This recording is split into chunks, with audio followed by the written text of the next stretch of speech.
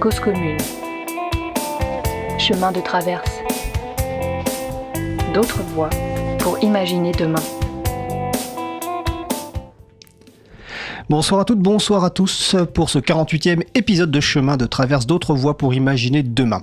Dans Chemin de Traverse, Mehdi, Julie, Élise et moi-même Fred, nous espérons vous proposer de belles rencontres et mettre en avant des parcours personnels, professionnels, des passions, des engagements. Mehdi va animer l'émission de ce soir. Nos invités sont Matt et Jem du groupe Soul 1 et Sal, le groupe qui fait son retour après de nombreuses années d'absence. Nous sommes installés dans le cocon du studio de la radio. Prenez place avec nous pour l'entretien. Avant que la discussion ne commence, je vous rappelle que nous sommes en direct ce mercredi 26 novembre 2025 sur Radio Cause Commune, la voix des possibles, sur 93.1 FM et en DAB+ en Ile-de-France, partout dans le monde sur le site causecommune.fm, et vous écoutez peut-être une rediffusion ou un podcast. N'hésitez pas à participer à notre conversation au 09 72 51 55 46. Je répète, 09 72 51 55 46, ou sur le salon web dédié à l'émission du jour, sur le site causecommune.fm, bouton de chat, salon, chemin de traverse. Bonsoir à toutes et à tous, j'espère que vous allez bien ce mercredi 26 novembre. J'ai l'immense plaisir ce soir d'accueillir le groupe Sous les Salles avec ses deux membres fondateurs qui sont Matt et Jem. Bonsoir messieurs, comment allez-vous ce soir? Bonsoir, bah écoute, ça va super bien Mehdi. Cool. Bonsoir Mehdi. Ça Bonsoir. fait très plaisir d'être là ce soir et bonsoir à toutes les auditrices et tous les auditeurs. Merci beaucoup. Donc on va avoir un petit moment d'échange d'1h30 où on aura l'occasion un petit peu de survoler votre carrière musicale et artistique et surtout pouvoir parler un petit peu de l'avenir. Mais avant de commencer et parler du futur, on va se faire un petit Remember the Time où on va pouvoir commencer un petit peu à parler du groupe Sous les Salles, mais surtout de la jeunesse du groupe. Donc Jem ou Matt, je vais vous laisser la parole pour vous présenter un petit peu et nous expliquer aujourd'hui quelle est l'origine du groupe Sous les Salles, qu'est-ce qui vous a amené à faire ce groupe, bien évidemment, mais surtout, une question très personnelle, pourquoi ce nom Sous les Salles? Bah déjà, je pense que t'as posé une super question de dire c'est quoi la jeunesse, comment ça a commencé, et j'ai envie de laisser la parole à Matt parce que ce qui est un peu fou, c'est que ça a commencé par une histoire musicale. J'étais sur scène sur un concert et Matt, je te laisse la parole et je te laisse raconter notre rencontre parce que c'est déjà une histoire musicale en fait. On a fait connaissance par le biais d'une amie d'enfance. Et j'ai rencontré JM qui jouait dans un groupe de cover à l'époque pour une fête, je ne sais plus exactement laquelle, mais en tout cas c'était une heureuse rencontre.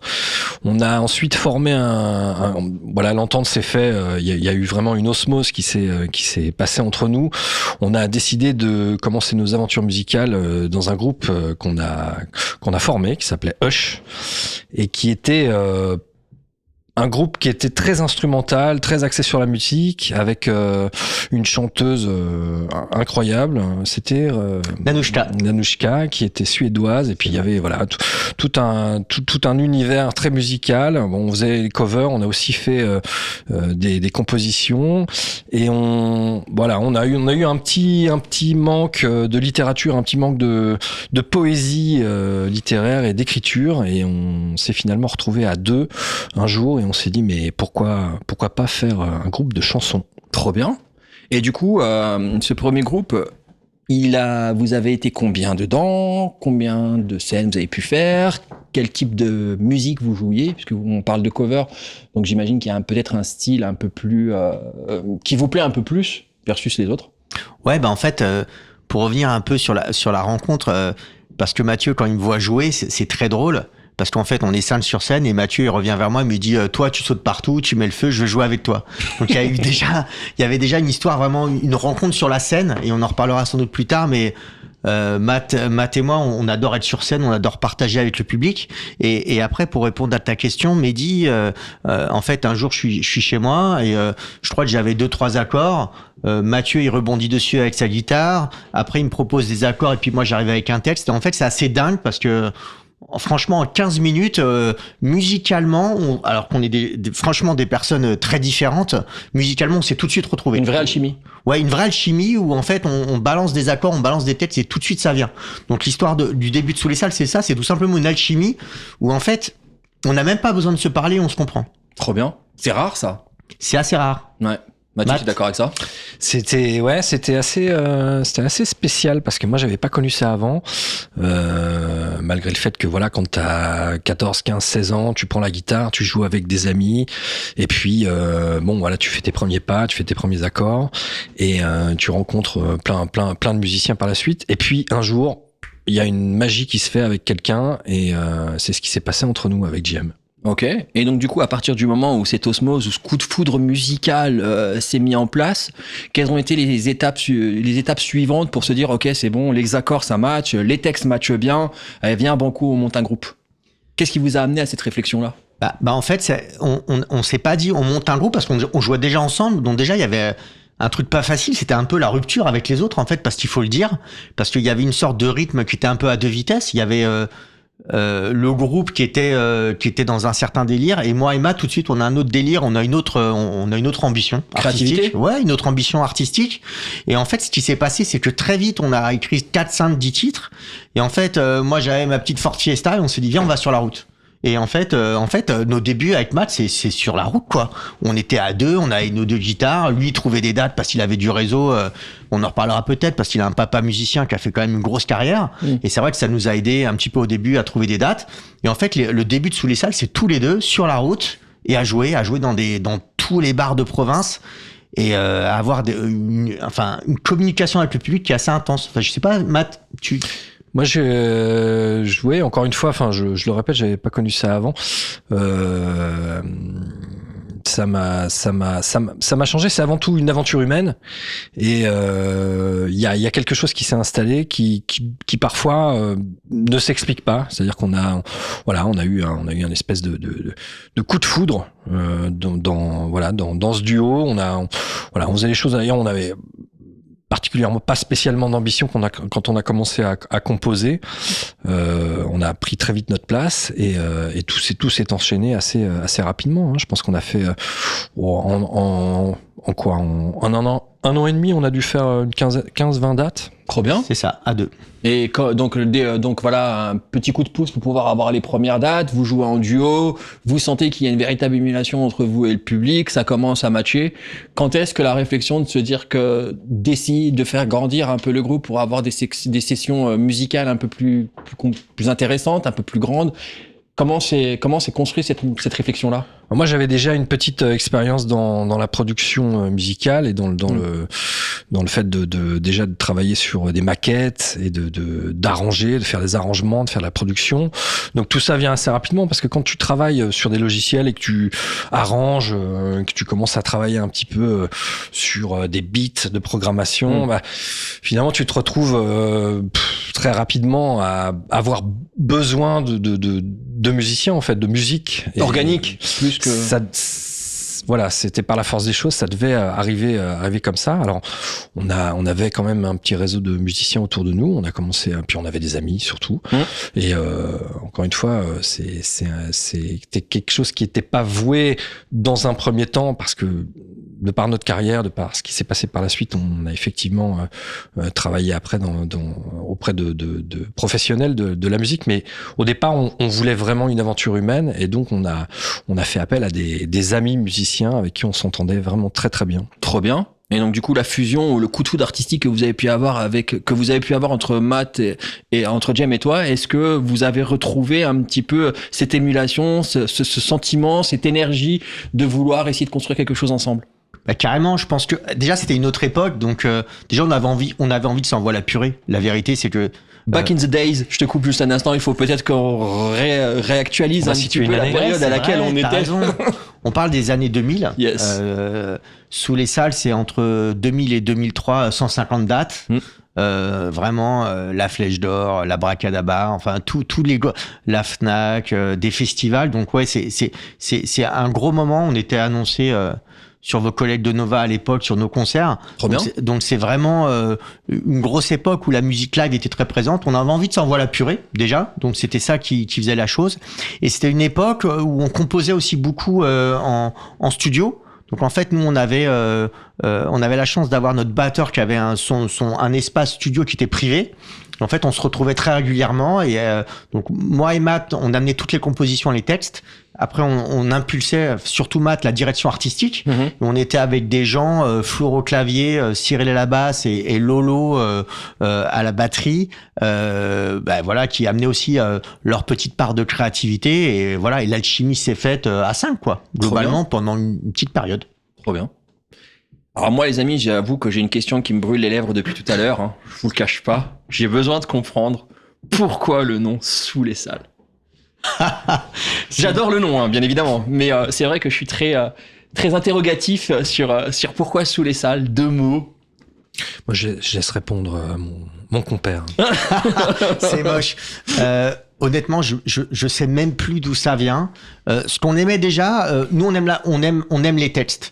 Et ce qu'on aimait déjà, c'est la symétrie entre ces 2 mots, sous les salles, des mots courts, et aussi les sonorités, soul, salle. T'as quand même le S au début, le L à la fin. Donc déjà, il y avait clairement un jeu de mots. Ça commence d'un jeu de mots. On en reparlera sur les textes. On trouve ça rigolo. On a envie de faire rire. C'est la base. Et après, il y a un petit côté subversif aussi. On va pas se mentir. Soul, c'est le soul de la poésie de Baudelaire. C'est le côté alcoolémie, boire, se lâcher. Et le sale, c'est le côté coquin. Voilà, c'est un jeu de mots pour faire rire. C'est aussi pour provoquer. Et c'était ça un peu les bases de l'histoire. On a envie de faire réagir les gens. Voilà, on a envie de faire réagir les gens.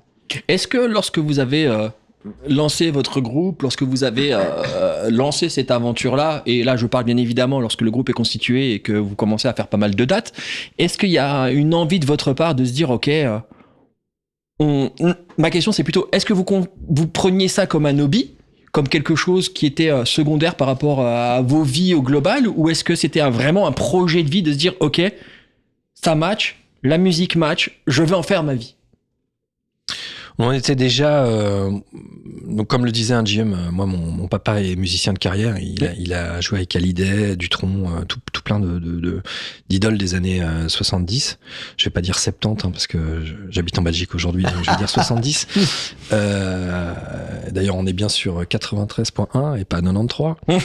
Et non, et en fait si tu veux, moi j'étais déjà intermittent du spectacle à l'époque. J'ai commencé ce métier en ça fait il y a longtemps. Mais c'est bien parce que ça me voilà, on y retourne, donc ça fait du bien. Donc j'ai commencé ce métier en 98-99 et puis Laurent également, le batteur, était aussi intermittent du spectacle. Et puis on avait la chance dans le groupe d'avoir aussi des gens qui travaillent, parce que quand tu commences, c'est quand même, il faut quand même financer. Ouais, il faut des ronds, hein. Il faut quand même de la thune, faut se l'avouer. Et donc on avait la chance aussi dans le groupe d'avoir des personnes qui amenaient un aspect financier, qui avaient un travail stable, on va dire comme ça, plus stable, on va dire, pour financer un peu les frais du groupe. Mais c'est une bonne question que tu poses, Mehdi, parce qu'en fait, moi j'ai quand même une petite anecdote, c'est que avant de sortir notre premier album qu'on a appelé Introduction, on avait fait déjà un EP avec Matt de 4 titres, mais avant on avait fait une première session.